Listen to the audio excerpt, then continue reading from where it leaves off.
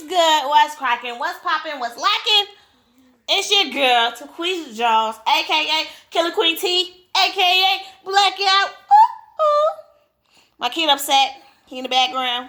Oh, can y'all see him?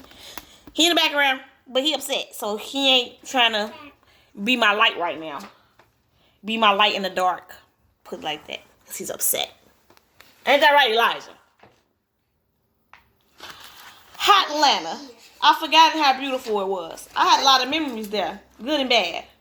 I was looking forward to seeing my mother. We had not seen each other since the New Year.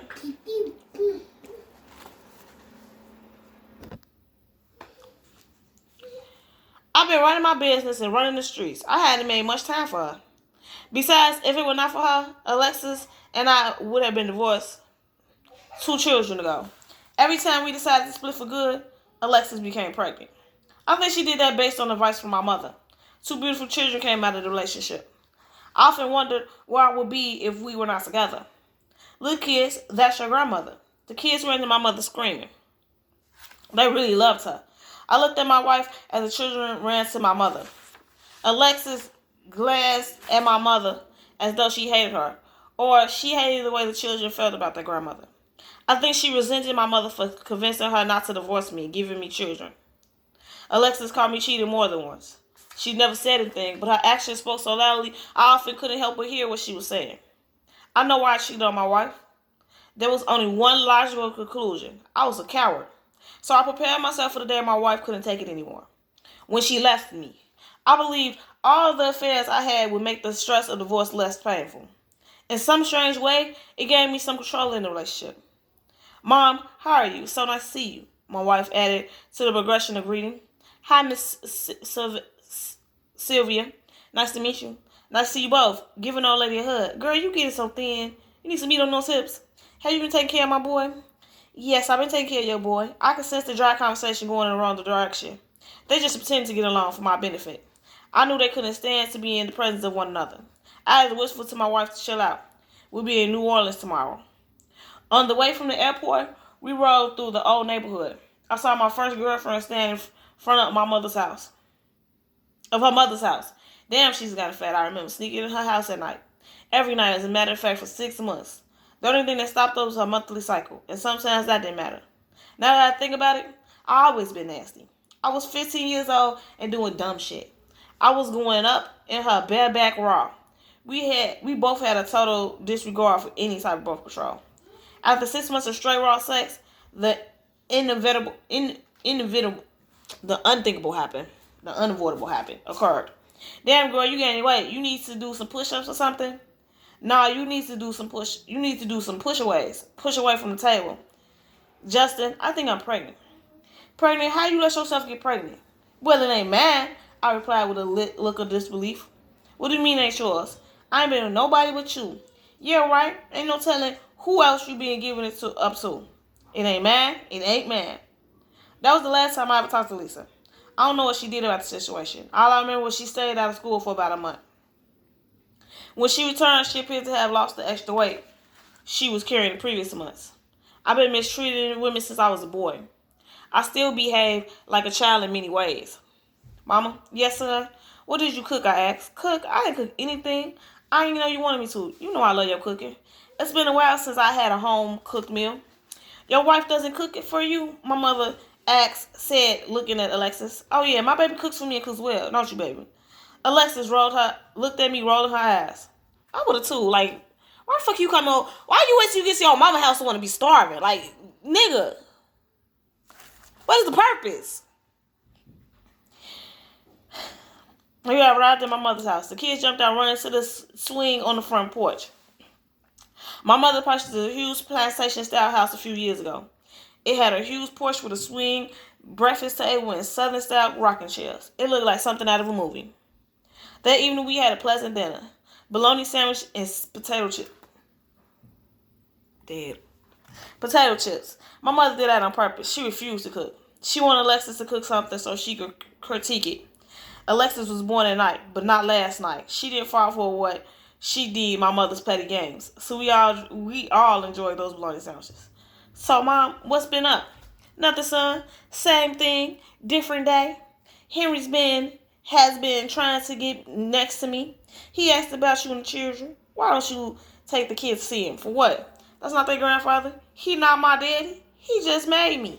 Don't be like that. You have to let all that anger go. It's going to destroy you. No, it ain't. It keeps me going. What was he when I needed him? Where was he when we needed him? What about when we didn't have money to pay the bills? We were living in the dark while he was laid up with his women. He a bum, Mom. A bum. Don't talk about your father that way. He is still your father. I hear you, but I don't want anything to do with him. And he'll have nothing to do with Logan or Lauren. Mom, I'm serious. Don't take my kids over to see that man when I leave. I'm serious, please. I respect that, son. You're just like your father, so full of fire. That's where you're wrong, Mom. I'm nothing like him. No matter what I do, I still take care of my family. Listen, baby girl, can we drop this? Sure, Justin. Sure, son. Let's drop it. I love you, Mommy. I'm going to bed.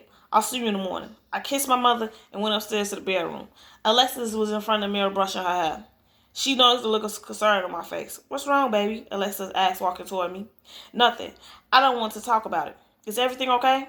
I just had a conversation with my mom about Henry. Your father? No, the dick I rolled in on. Henry. Why do you hate him so much? He was never there for us. We needed him. I needed him. I don't want to talk about this, Alexis. I just want us to enjoy each other. Can we do that? Yes, baby, we can do that. Alexis held me tightly. I fell asleep in her arms. These motherfuckers, I gotta tell you, like, this motherfucker ain't writing. He walked over there. She went and got in the bed. He never even wrote that the bitch got up. You like, damn, is these motherfuckers floating? Is they floating? The motherfuckers is floating. Into chapter 2. Chapter 9, I mean, Chapter 9. Yeah, I got it. New Orleans, the Big Easy. New Orleans, the Big Easy. I plan to indulge myself in all its pleasures. Oh, I forgot. I was there with my wife. Come here, baby. I'm glad I'm here with you. I really wanted us to spend this time together. Hold on. You see me? You see me in the background? Oh, no, I'm not doing chapter 9. I'm sorry, y'all.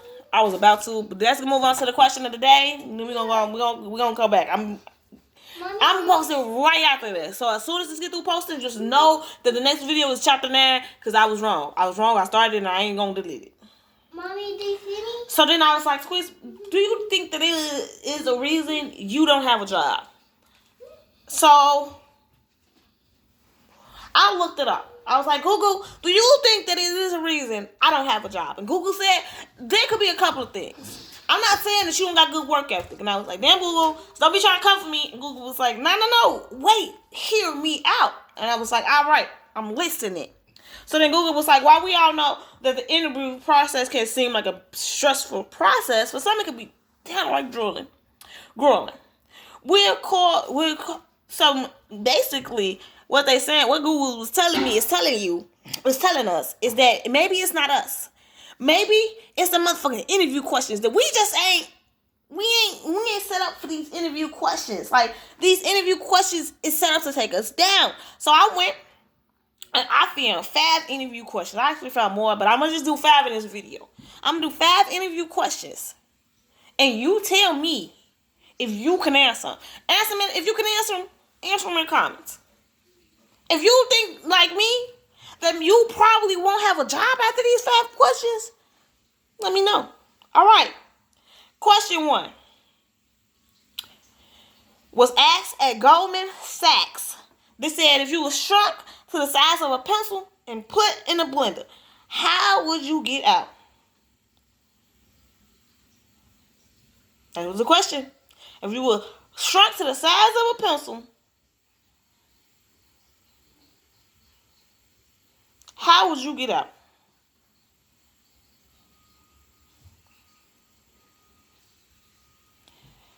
So now I'm sitting here and I'm like, dang. I know these next couple questions are questions I need to ask the interviewer. Like, is a top on the blender? Did you put the top on the blender? Is it plugged in? Because it's slippery. The walls in it is slippery. And it's like a little blade down there. So I'm trying to figure out, did you just drop me in there? Did I hit my leg on one of the things? Am I hurt? Am I wounded? And I know y'all like, bitch, at this rate, you ain't get no damn job. I'm trying to see, like, am I in the blender by myself? I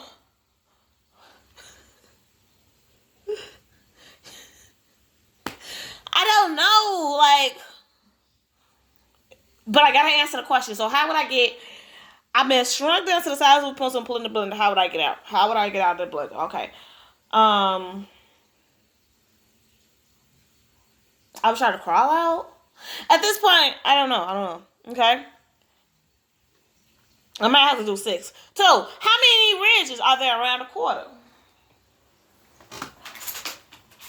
Asking the interview. Can I count? Can I use a quarter? Can I count? Can I use a quarter to count? This was asked at Deloitte.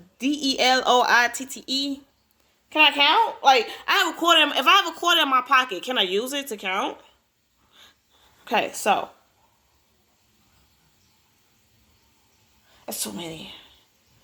I'll just guess after. After some point, I feel like if they tell you no, then you just feel like you gotta guess, because at that point you gotta wonder, your brain to be like, okay, do they really know? Like, did they really count?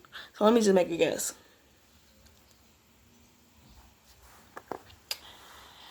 Okay, Boston Consulting said, explain to me what has happened in this country during the last 10 years.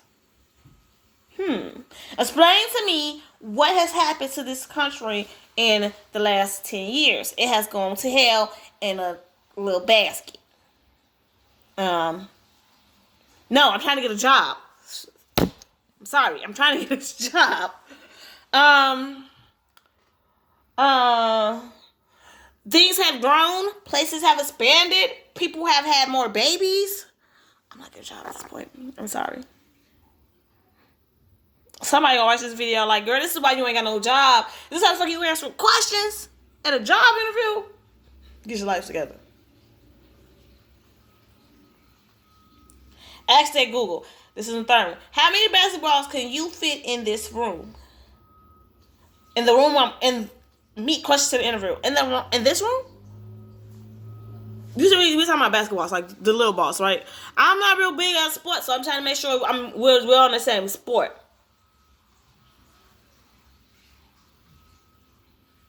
Like, am I just taking a basketball and just throw them in a room, or am I trying to make them neat and pretty? 145. No, it's not filling up the room. 500. No, it's not filling up the room either. 1,032. Okay. At this point, I haven't filled the whole room with basketballs. I probably won't get that job. 4. Out of 25 horses, pick the 3 fastest horses. In each race, only 5 horses can run at the same time.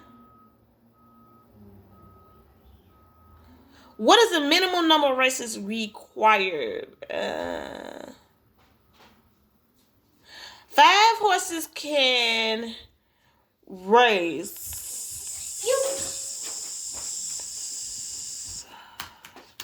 They want me to do math. Hold on, let me see. Y'all gonna have to look at me be a little dumb right now. Let's see. It's 25. Would that be 25 divided by 5? Because if that was the case, then that's 25 divided by 5. It's 5 times 5. Ain't 5 times 5 25? That's 5. I'm trying to not be. So it only be 5 races. I gotta get this together, y'all. I'm over here confused. This is the 3rd question. I got 2 more. Bloomberg LP. That was the question for them. Mommy?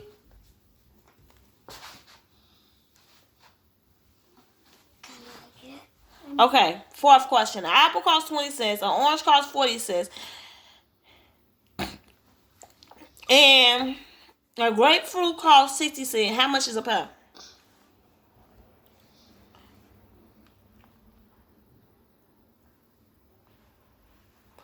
This is Epic Systems. My question is, Like, did you expect me to like look at the prices of the other fruit and come up with a price for this fruit? Like, A pear? an apple is 20 cents, but an orange is 20 cents more than an apple, but a grapefruit is more than all of those. So would a pear be 80 cents because I'm just gonna add 20 extra cent? I actually might have got that job. But y'all let me know if I wouldn't have got that job because I got that fucking question wrong. I really think I got that question right.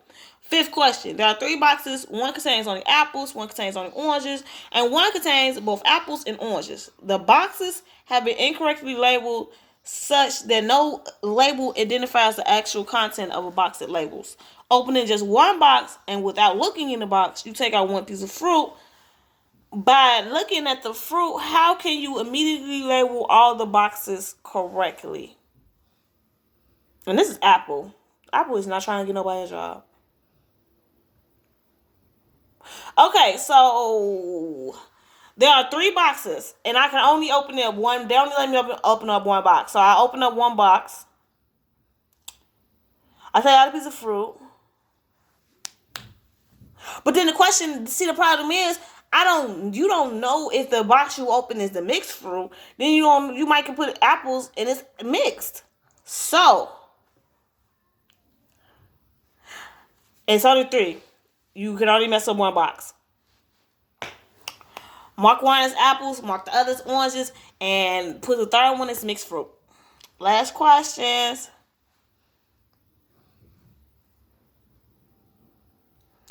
You are in a dark room with no light. You need matching socks for your interview, and you have 19 gray socks and 25 black socks. What are the chances you will get a matching pair? Well, considering I got 19 gray socks and 25 black socks, it depends on how fast I'm going if I'm going to get a decent match of socks. Now, you in the comments below, try to answer the questions. Tell me if you passed and got you a job. I feel like I probably would have passed at least 2 other questions I asked and received the job. And the rest, yeah, they would have been looking at me like, yeah, you might be unqualified. So, yeah, watch out. Don't worry, this is Watch out, come on. So don't worry, this is So now we're going on to the tick. Of course, I gotta be quick because I be trying to make all my videos 30 minutes, but I be forgetting. Night of a Million Zillion Ninjas.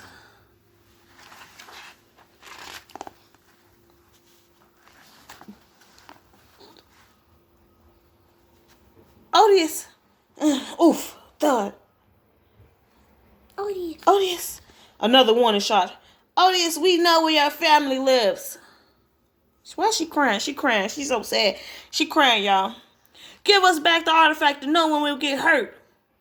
That means the idol when I throw you the whip. That's a good one. Ha ha ha. Shut up. That's bullshit. You know it, Henry. Otis, please, there's no need for name calling. You guys killed Sheen. Didn't you? Didn't you? Guys, just don't stand there. Hey, she shot at us. Oh, she must be pretty mad. Get her. Damn it. We'll climb this building and jump across. Oh, God. Oh, God. Oh, God. Oh, God.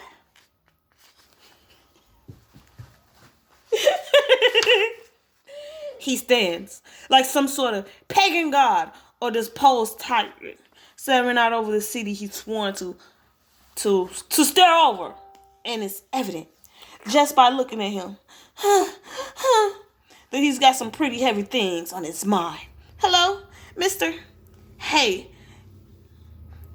listen, you better get out of here. Why? Say, that was neat. Can I hold one? In 2 minutes, this place be calling with Ninja. Really keen. Listen to me. You got to get out of here. Hey, now. Hey. Now, calm down. Ninjas aren't dangerous. They're more afraid of you than you are of them. Obvious, give us the throne. Now, I know you guys are busy and everything, but this girl's obviously a little upset. Maybe you could come back a little later.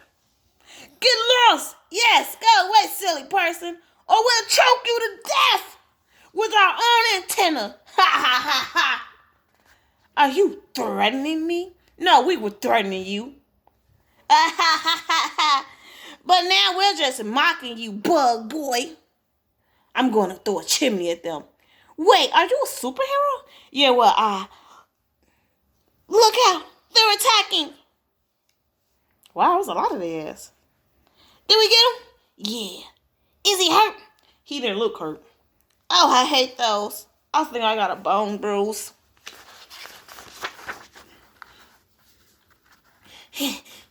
Those damn ninjas, they're wacky. Mona, congeal. Yeah, you're incredible. Am I good? Oh, Jerry, where's C? Ninja died before they revealed ninja secrets. Okay, hey, just kidding. We're not sure where he is. He was supposed to be interrogated last night, to find you. But all the ninja interrogators disappeared, and now we can't find Shing either. Say, that eyes gives me the willies. Tough. Boink. What's your name? Vixen, Viper, Seductra. Oditus Ashley Scenes. That's a terrible name. Yeah, blame my parents. What's yours? I'm the Tick. Oh, what's your excuse? Oditus, what do you want? You have not seen the last of us. The ninjas are strong in this city. Eyes are everywhere. You would not escape. That means you too, bug boy. Crack. Then he threw a chimney at us. Intriguing. It seems Oditus has aligned herself with a being of great power. Mommy. He's the strongest 30 man. He's invulnerable. How can we stop him, district manager? When a great stone blocks a river, does the river try to flow through the stone? Mommy? No. Maybe. Mommy? Doesn't evaporation work into this somehow? Does this go back the other way? No, idiots! Don't! It goes around. The river goes around the stone. Forget it, fools. We must concentrate on retrieving the dire artifact. We will ignore the superhuman until then. Oditus must return to her home sometime. Okay, so we plotting and planning at this point. We was plotting and planning on some shit. We plotting and planning. And right now the Tick is walking around, following around this Vixen, as he calls her. This Vixen, as he calls her. Where my other book at? I got one book left. You like, where's my book? Okay, here we go. Last but not least, Stuart Little. But this is our final will. Yep, our last one, Stuart Little, chapter 7. Wait. Is it 7? Oh, 7. Let me see, y'all. Where's the book I gave you? 1, 2, 3, 4, 5, 6, 7. Yes, I'm on 7. Elijah, that's we have one in our next video, in the very next video that's getting posted right after this video. In the very, very next video. You. Okay? Chapter 7, the sailboat race.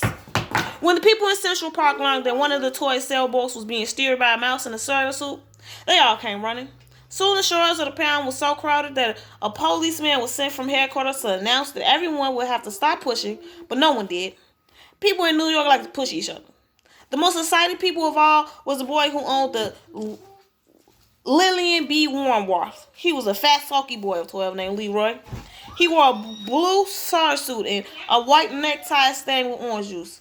Come back here, he yelled to Stuart. Come back here and get on my boat. I want you to steer my boat. I will pay you $5 a week, and you can have every Thursday afternoon off, and the radio in your room. I thank you for your kind offer, replied Stuart, but I am happy aboard the rocks. Happier than I ever been before in all my life. And with that, he spun the wheel over smartly and headed his schooner down toward the starting line, while Leroy was turning his boat around by poking it with a long stick, ready for the start of the race. I'll be referee, said a man in a bright green suit. Is the wasp ready? Ready, sir, started Stuart, touching his hat. Is the Lyndon B. Marth ready? asked the referee. Sure, I'm ready, said Leroy. to the north end of the pond and back again, shouted the referee. On your mark, get set, go! Go! Cried the people along the shore. Go! Cried the owner of the Wasp. Go! Cried the policeman. And away went the two boats for the north end of the pound, while the seagulls wheeled and cried overhead, and while the taxi cabs tooted and honked from 72nd Street, and the west wind, which had come halfway across America to the Central Park, sung and whistled in a ringing and blue spray over the decks, stinging Stuart's cheeks with tiny fragments of flying peanut shell tossed up from the foamy deep. This is a life for me, Stuart murmured to himself. What a ship, what a day, what a race. Before the two boats had gone many feet, however, an accident happened on shore. The people were pushing each other harder and harder in their eagerness to see the sport. And although they really didn't mean to, they pushed the policeman so hard, they pushed him right off the concrete wall and into the pond. He hit the water in a sitting position and got wet clear up to the third button on his jacket. He was soaked. This particular policeman was not only a big heavy man, but he had just eaten a big heavy meal. And the wave he made went curling outward, crusting and balling, upsetting all manner of small crafts and causing every owner of the boat on the pound to scream with delight and concentration. So that's what you want to do with that. When Stuart saw the great wave approaching, he jumped from the rigging, but he was too late. Towering above the Wasp like a mountain, the wave came crashing and piling along the deck, caught Stuart up and swept him over the side into the water, where everyone supposed he would drown. Stuart had no intention of drowning. He kicked hard with his feet, thrashing hard with his tail, and in a minute or two he climbed back aboard the schooner, cold and wet, but quite unharmed. As he took his place at the helm, he could hear people cheering for him and calling, "Out of mouse, Stuart! Out of mouse!" He looked over and saw that the wave had capsized the Linden B warmer, but she had righted herself and was sailing on her course close by. And she stayed close alongside till both boats reached the north end of the pond. Here Stuart put the Wasp about and Leroy turned the Linden around with his stick. And away the two boys went for the finish line. This race isn't over yet, thought Stuart. The first warning he had that there was trouble ahead came when he glanced into the Wasp's cabin and observed that the barometer had fallen sharply. That could only one thing at sea, dirty weather. Suddenly, a dark cloud swept across the sun, blotting it out and leaving the earth in shadow. Stuart shivered in his wet clothes. He turned up his sailor blouse close around the neck, and when he spied the Wasp's owner among the crowd on shore, he waved his hat and called out, "Dirty weather ahead, sir! Wind backing into the southwest. Seas confused, glass falling." "Never mind the weather," cried the owner. "Watch out for floatsman's dead ahead." Stuart peered ahead into the gathering storm, but saw nothing except gray waves with white crests. The water seemed cold and anonymous. Stuart glanced behind him. There came a sloop, boiling along fast, rolling up a boat wave and gaining steadily. "Look out, Stuart! Look out where you're going!" Stuart strained his eyes, and suddenly, dead ahead, right in the path of the rocks, he saw an enormous paper bag looming up on the surface of the pond. The bag was empty and riding high, its open end gasping wide like the mouth of a cave. Stuart spun the wheel over, but it was too late. The waves drove her boat straight into the bag, and with a fierce swoosh, the schooner swooped down and came up in the wind, with the sails failing. Just at this moment, Stuart heard a splintering crash, saw the bow of the Linden paw through his rigging, and felt the whole ship tremble from stem to stern with the force of a collision. "A collision!" shouted the crowd on shore. In a jiffy, the two boats were on a terrible tangle. Little boys on shore screamed and danced up and down. Meanwhile, the paper bag sprang a leak and began to fill. The Wasp couldn't move because of the bag. The Linden B Moroff couldn't move because her nose was stuck in the Wasp's rigging. Waving his arms, Stuart went forward and fired off his gun. Then he heard above the other voices on shore, the voice of the owner of the Wasp yelling directions and telling him what to do. Stuart, down, Jim! Down, stay still!" Stuart jumped from the hay yards, and the jib and the forestaysail came ripping out. "Cut away all paper bags," roared the owner. Stuart whipped out his pocket knife and slashed away bravely at the soggy bag until he had the deck cleared. "Now back your foresail and give her a full," screamed the owner of the Wasp. Stuart grabbed the foresail boom and pulled with all his might. Slowly the schooner paid off, and he began to gather headway. And as he heeled over to the breeze, she rolled her rail out from under the Linden's lows, shook herself free, and slid away to the south hard. A loud cheer went up from the bank. Stuart sprang to the wheel and answered it. Then he looked back, and to his great joy, he perceived that the Linden had gone off in a wild direction and was yawning all over the pond. Straight and true sailed the Wasp with Stuart at the helm. As she crossed the finish line, Stuart brought her alongside the wall and was taken along shore and highly praised for his fine seamanship and daring. The owner was delighted and said it was the happiest day of his life. He introduced himself to Stuart, said that in private life he was Dr. Paul Carey, a surgeonish dentist. He was a model, he said model boats were his hobby, and that he would be glad to have Stuart take command of his vessel at any time. Everybody shook hands with Stuart. Everybody, that is, except the policeman, who was too wet and mad to shake hands with a mouse. When Stuart got home that night, his brother Joyce called him where he had been all day. "Oh, knocking around town," replied Stuart. "Yeah, ain't nobody care about him." I'm just like, so this is what been on. So you want to tell me that Stuart been on? So you mean to tell me that Stuart been on out in these streets all motherfucking night, all motherfucking day, and ain't nobody been worried about the boy? Now let that have been a real kid. Didn't the police? Nope. I ain't even gonna say that because Annie, she was an orphan, but still, police didn't mess with her either. Elijah, you got something you want to tell the people? Money.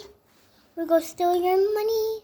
We gonna steal your money. We gonna break into your house and steal all your furniture and we not gonna steal your TV, but we gonna take your remote and all the batteries.